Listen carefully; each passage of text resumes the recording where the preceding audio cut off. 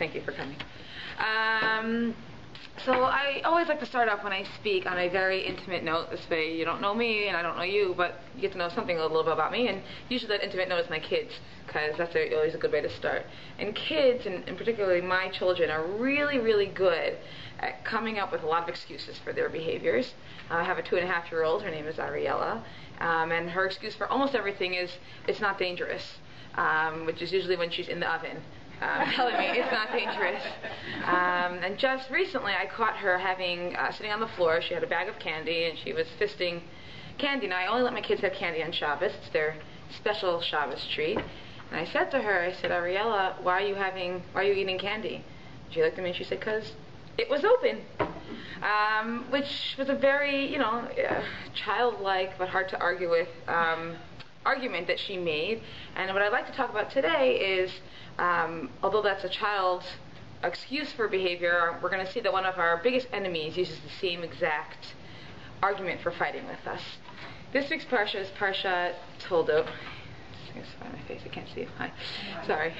I'll just keep on moving right like this and this around this camera, sorry. This week's parsha is Parsha Toldot, which is for Chayei Sarah. Yitzchak and Rivka get married. Yitzchak is 40 when he gets married, and they spend 20 years trying to have kids. He doesn't have Yaakov and Yitzchak until he's 60 years old. And Yitzchak and Rivka daven for 20 years. They're davening, and finally their tefillot are answered positively, and Rivka is pregnant. It's very exciting, and you would hope that smooth sailing from here. But of course, for tzaddikim, there's never smooth sailing. And Rivka has problems with her pregnancy. Something's off. And she goes to seek professional help. So if you look at source number 1, you guys have the source sheet? Is there an extra one around somewhere? Perfect. Okay.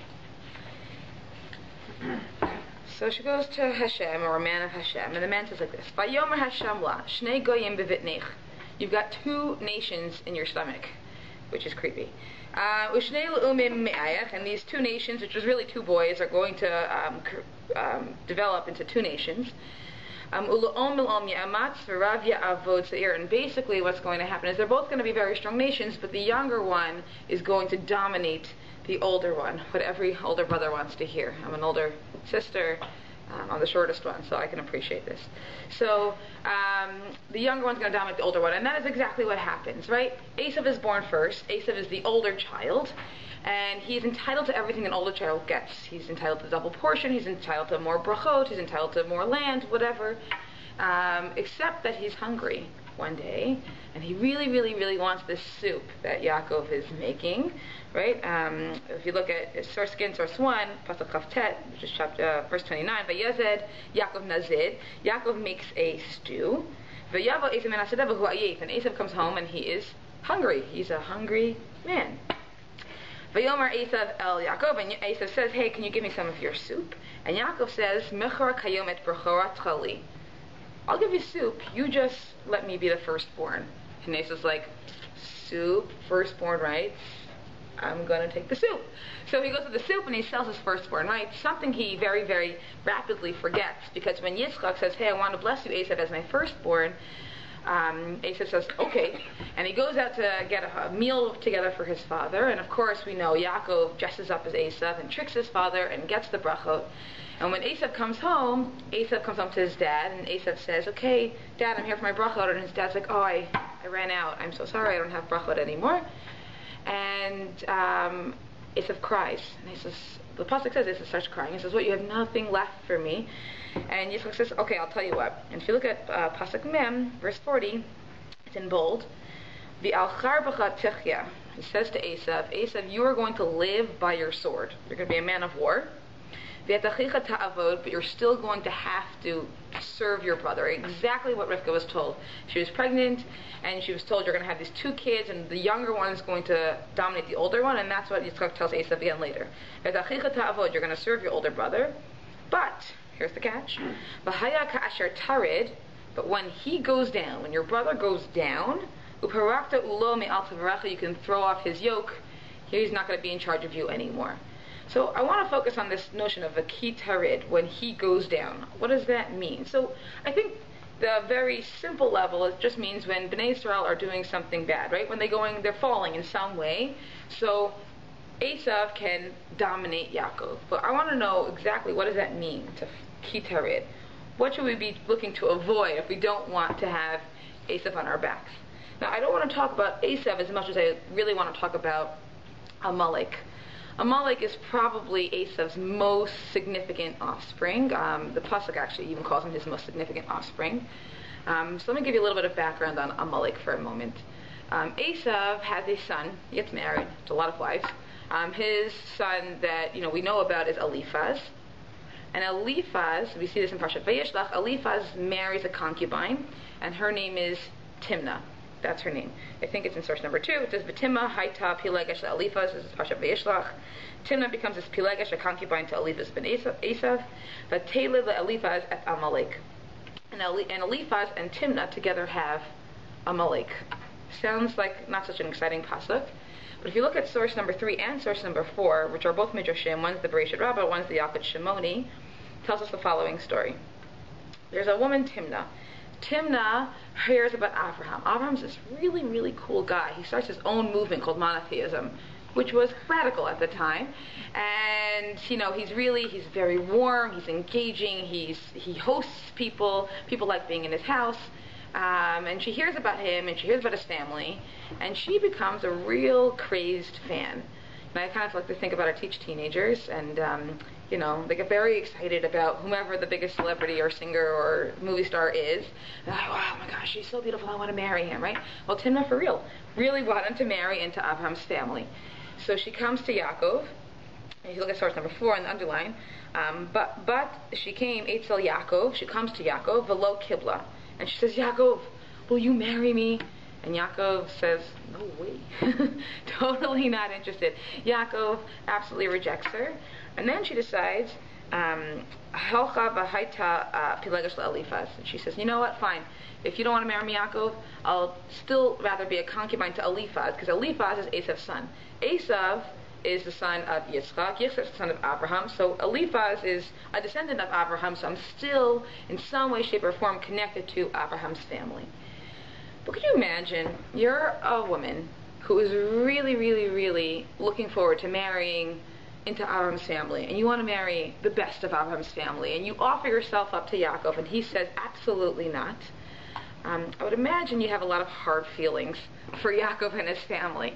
And she was probably very embarrassed, and probably very shamed, and very annoyed. And here she was, not only did she not have a marriage, concubines are not in a full marriage with a person, she's just like, an extra one that Eliphaz has, and she has this child. And you can imagine that she raises her son Amalek with this constant hatred. That Yaakov, he shamed me. Yaakov, he embarrassed me. Yaakov, he thinks he's so great. He's nothing so great. And Amalek gets raised on this ideology of hatred toward Yaakov's family, which is no big surprise that Amalek is our primary enemy, descendant of Esav's family. In fact, if you look in source number 5, Bilam, as we know, is the foremost non-Jewish prophet, and Bilam does give a prophecy in Parshat Balak, and in his prophecy he talks about all the different nations of the world. And he says, Vayarat Amalek, he looks at Amalek, Vayisam Mishalo, Vayomar Reshit Goyim Amalek, Va'acharito Ade Oved. And he said that Amalek is the first of all nations, and the Resisei Laila, as the Mefarish explains, Amalek is the first, meaning the primary offspring of Esav, in its embodiment of hatred for Israel. Esav was a hater of Bnei Israel for sure, but the child of his, and he had plenty of children, who really took that hatred and made it into an actuality. It wasn't just something that was latent. He said, let me go ahead and make this into something real. That was Amalek. So I want to talk a little bit about Amalek and come and focus on this notion of kitarid. We said Esav only wins when we fall. And where do we see that happening? So turn to source number 6, and then we'll turn over for a second. The first time we see Amalek attack Bnei Israel is when? Right when we leave Mitzrayim, right? Amalek's got a real serious death wish, or perhaps, like I said, childlike in their irrationality. The Jews have been in Mitzrayim for 210 years, and then God shows up on the scene, does 10 plagues. He turns water into blood, and there are frogs jumping everywhere, and there's boils and hail, etc. And then the Jews leave, and God splits the sea, and the whole world knows about this. And then Amalek, right shortly after the Jews cross the sea, and God splits it for them, Amalek comes and attacks. Really? They seem to have a really strong God. What were they thinking? And I can only explain that as someone who has been raised on having irrational hatred for Bnei Israel. But if you look at the Kli Yakar in source number 7, he quotes a Yalkut Shimoni, which is the Midrash, and he says like this: V'Yalkut Mesik, and the Yalkut it says, Amalek domeh l'zvov. Amalek is like a fly. So the Kli Yakar is very bothered. What does that mean? Amalek is like a fly. I don't think anyone really would appreciate being compared to a fly. So he says like this: if you have, let's say 2 apples, it doesn't make a difference what it is, 2 apples, got 1 apple here, 1 apple here, and I take a bite out of this apple. So now I've got an unwhole apple and a whole apple. Which one's the fly going to buzz around? The bite one, okay? The one that's open. Amalek is like a fly because Amalek will only attack us kitarid, right, when we fall. In what way? When we have opened ourselves up to attack. How do we open ourselves up to attack? Imagine for a moment that Bnei Israel is like one big circle. We're all holding hands. And then we're getting along, and there's peace, and there's harmony, and we are ba'achdut. And then people start to fight. When we're fighting, you don't want to hold hands anymore, right? You put your hands down. If you ever play Red Rover, I don't know what do they call it here in Canada, Red Rover, right? If someone lets go, you have a very easy time getting through to the other side. Bnei Israel have achdut. We're like a chain link fence. We're holding hands. We're very strong. We're well protected. But the second we don't get along with each other, well, it's very easy to break past us. So Amalek comes and attacks us at all the points where we are not getting along with each other. That is kitarid. When we fall, how do we fall? When we don't get along with each other, that's our fall. That's our downfall. That's when Amalek comes and attacks us. But 1 second. Where do we see that Bnei Israel are not getting along? Bnei Israel just left Mitzrayim, and that Amalek attacks them. I don't see any instance of fighting, except if you go back to source number 6. I'll tell you a little bit about Parsha B'Shalach. Parsha B'Shalach, we cross the Yam Suf, and the first thing that happens to us is we get to a place called Mara, and there is water there, but it's bitter. And Bnei Israel have gone to the desert, and they're supposed to be taken care of, and they find bitter water. They're like, oh. I've been wandering around for 20 minutes looking for this place. Well, perfect. Welcome. Come join us. I was a bang for disaster. Yeah. I also had a hard time. Well, we should put an, the ants, like next to the bank. Take the step. Probably should. Come join us. So the water is bitter, and then God turns it sweet. And then the Jews have no food, and God gives them man. And then once again they have no water, and the Jews complain that they have no water. And Moshe is told to find a rock, and Moshe is told to hit the rock. This is not the same time as Moshe when he's supposed to speak to the rock. That's much, much later. That's 38 years later in the Midbar. 39 years later. But here Moshe is supposed to hit the rock, and he hits the rock, and water comes gushing out, and they have this rock, which is a be'er for almost the entire time that they're in Midbar until later when it runs out because Miriam dies, and that's a different story. And if you look at source number 6, Pasuk Zion, it says, Vayikra Shem HaMakom, that place where Moshe hits the rock, they call it Masa Umeriva. That's the name of the place. Al Riv B'nai Israel. Because B'nai Israel were, what's Riv? Fighting. B'nai Israel were fighting. And V'al Nisotam Et Hashem, and they tested God. And the very next verse says, Vayava Amalek V'ilachim imo. Amalek shows up. You know why? Because B'nai Israel were fighting with each other. As soon as they fight, Amalek shows up and says, oh, this is my opportunity. You're open. You've dropped your hands. Red Rover, we're coming over. And they come over and they fight with Bnei Israel. Now this is a consistent theme every single time we see Amalek, with the exception of one place. It's always like that. It is always like that, exactly. Well, listen, this is our lifelong galut is over the same exact issue. Exactly. If you look at source number 9 in the Megillah, That's our probably the most famous Amalek descendant is Haman. Haman wants to come and attack Bnei Israel, and he gives his reasons for attacking them. He's speaking to Achashverosh. So source number 9. Vayomer Haman lemelech Achashverosh. Haman says to the king, Yeshno am echad. We have this nation. It's very famous that he leaves out who the nation is, but we know who he's talking about. Yeshno am echad mifuzar u'miforad. They are mifuzar u'miforad. They are spread out and dispersed. They do not get along. He needs to come up with a reason, an excuse to come and attack the Jews. His excuse is they are mifuzar u'miforad. They do not get along. They are spread out and dispersed, and therefore I should be able to be successful. The beauty, though, in both the case in Bashalach and the case in the Megillah, is that when Amalek comes and attacks us, what do we, in both cases, realize? We need to band together. So it's an outside force that says, hey, Bnei Israel, you've got to get back together on things. And we do in both cases, and we become a united force, and we win. The one place where we don't see a lack of achdut is in Sefer Shmuel. Shaul fights a war with Amalek, but they don't attack us in that war. So they weren't coming to attack us. Hashem sends Shaul to go attack them. So it wasn't a case of lack of achdut. But there's one other place that actually you would not necessarily know as Amalek, and you wouldn't necessarily see any lack of achdut.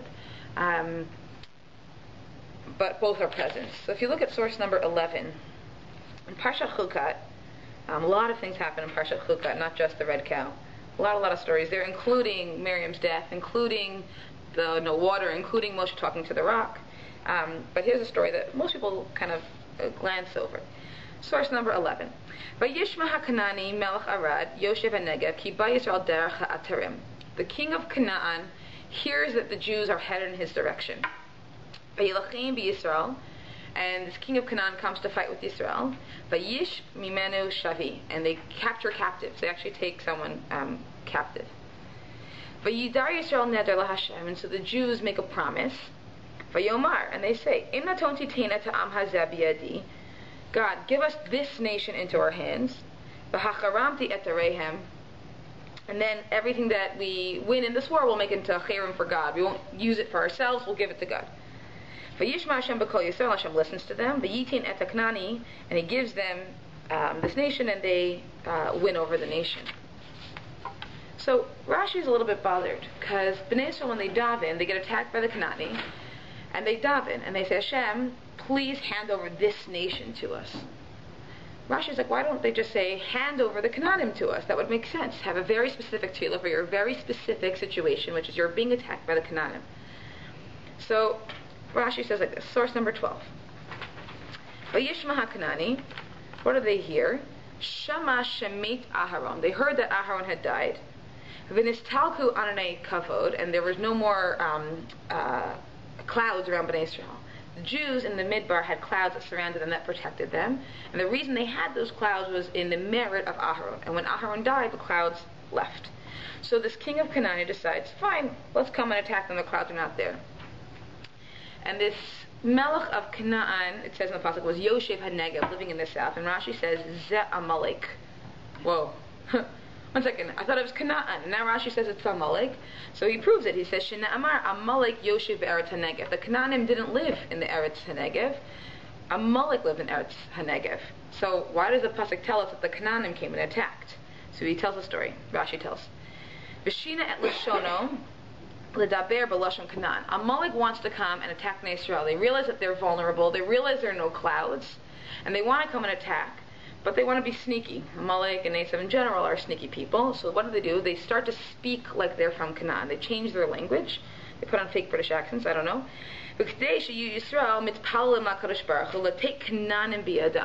And they figure if we come and start sounding like the Canaanim, the Jews will say, Hashem, save us from the Canaanim. And Hashem will love to save them from the Canaanim, but they happen to be Amalekim. And when the Amalekim attack, Hashem's not going to protect them because they didn't daven properly. Only problem is like this. Ra'o Yisrael levushehem. They messed up. The Jews see their clothes, kilavushe Amalekim.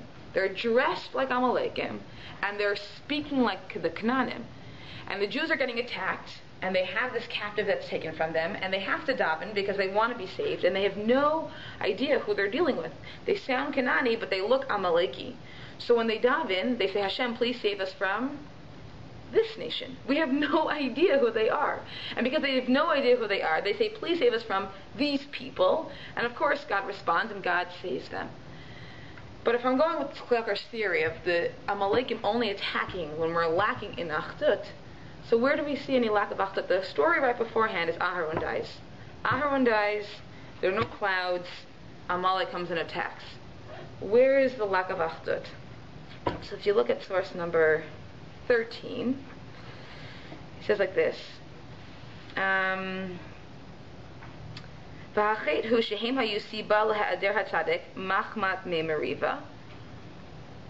What caused Aharon, I'll give you a little bit of context with our Chaim. What caused Aharon to die? Now, if you recall, I mentioned very, very quickly, because I speak fast, sorry. Miriam dies, and there's no water. Because there's no water, Jews like to complain, and they say, hey, we're thirsty. And they go to Moshe and Aharon, and they say, what should we do? And Aharon says, Hashem says to Moshe, you got to go find this rock, and you got to talk to the rock. And Moshe and Aharon find the rock, and the Jews are still yelling at them, and they are agitated. And instead of talking to the rock, like the last time in Parshat B'Shalach, Moshe hits the rock. And Hashem says, goodness, because you should have been Mekadesh my name, you should have sanctified my name, it would have been a great nace, you talked to the rock, and the rock sprouts out water, and instead you responded, both of you, Moshe and Aharon, in anger, so Moshe and Aharon get punished. Moshe's punishment, we know, is he doesn't get to go into Eretz Yisrael. He doesn't die right away because he has to speak for 30 days. But Aharon dies right away. Aharon's punishment is he also doesn't get to go to Eretz Yisrael, and he dies right away. What caused Aharon to sin? Bnei Yisrael's fighting with him.